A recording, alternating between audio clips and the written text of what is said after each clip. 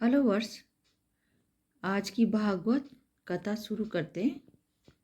परंतु अज्ञानी और श्रद्धा से रहित संदेह से युक्त मनुष्य विनाश को प्राप्त होता है।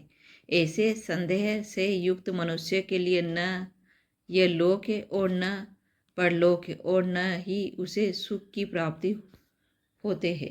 हे धनंजय, जिसने निष्काम कर्मयोग के द्वारा संन्यास विधि से कर्मों के फल का त्याग किया है, ज्ञान के द्वारा संदेह को खत्म किया है और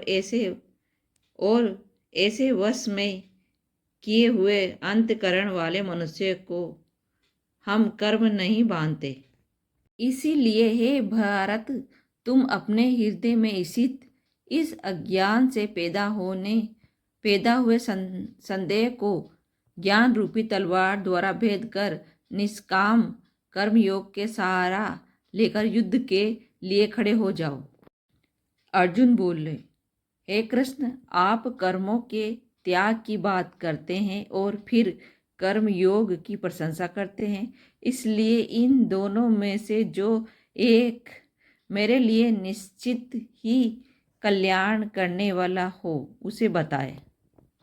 हे भगवान श्री भगवान बोले, कर्म संन्यास और कर्म योग ये दोनों ही परम कल्याण के करने वाले हैं, किंतु उन दोनों में भी कर्म योग ही कर्म संन्यास से श्रेष्ठ है। अर्थात इन दोनों में कर्मों को त्याग देने की अपेक्षा कर्मों को निस्वार्थ रूप से करना अधिक श्रेष्ठ है। हे महाभावों, जो मनुष्य न तो किसी से द्वेष करते हैं और न किसी चीज की इच्छा करते हैं, वह निश्चय ही हमेशा सन्यासी समझे जाने योग्य है, क्योंकि राग द्वेष आदि द्वेषों से युक्त होने के कारण वह मनुष्य सुख पूर्वक संसार बंधन से मुक्त हो जाते हैं। उपयुक्त संन्यास संख्या और कार्य योग को मूर्ख लोग ही अलग अलग फल दोनों वाला कहते हैं, न कि पंडित लोग दोनों, क्योंकि दोनों में से किसी एक की भी इच्छा अच्छी तरह शरण लेने वाले स्थित मनुष्य दोनों से मोक्ष रूपी फल को प्राप्त करते हैं। ज्ञान योगियों द्वारा जो परम धाम प्राप्त किया जाता है, कर्म योगियों द्वारा भी वही प्राप्त किया जाता है। इसलिए जो मनुष्य ज्ञान योग और कर्म योग को एक जैसा फल देने वाला देखते हैं, वही सार्थक देखते हैं। महाभाव अर्जुन, निष्काम कर्मयोग के बिना संन्यास मन इंद्रिय और शरीर द्वारा होने वाले सारे कर्मों में कर्तापन का त्याग दुखदायी है, किंतु निष्काम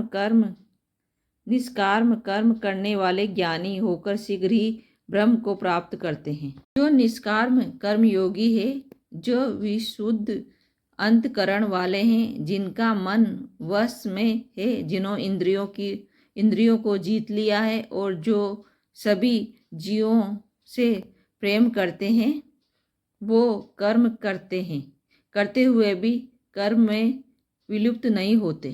तत्व को जानने वाला कर्मयोगी तो देखता हुआ, सुनता हुआ, स्पष्ट करता हुआ, सूंघता हुआ, भोजन करता हुआ, घूमता हुआ, सोता हुआ, सांस लेता हुआ यह समझता है कि मैं कुछ भी नहीं कर सकता हूँ।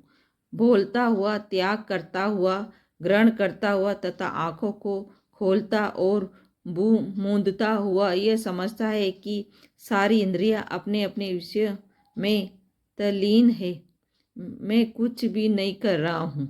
जो मनुष्य सारे कर्मों में मोह को त्याग कर सारे कर्मों को मुझ ब्रह्म समर्पित करते हैं, वो मनुष्य जिस तरह से कमल का पत्ता पानी में रहकर भी उसमें लिप्त नहीं होता, वैसे ही वह पाप में लिप्त नहीं होते। आगे की भागवत कथा कल। मेरे चैनल को लाइक, सब्सक्राइब, शेयर कीजिए।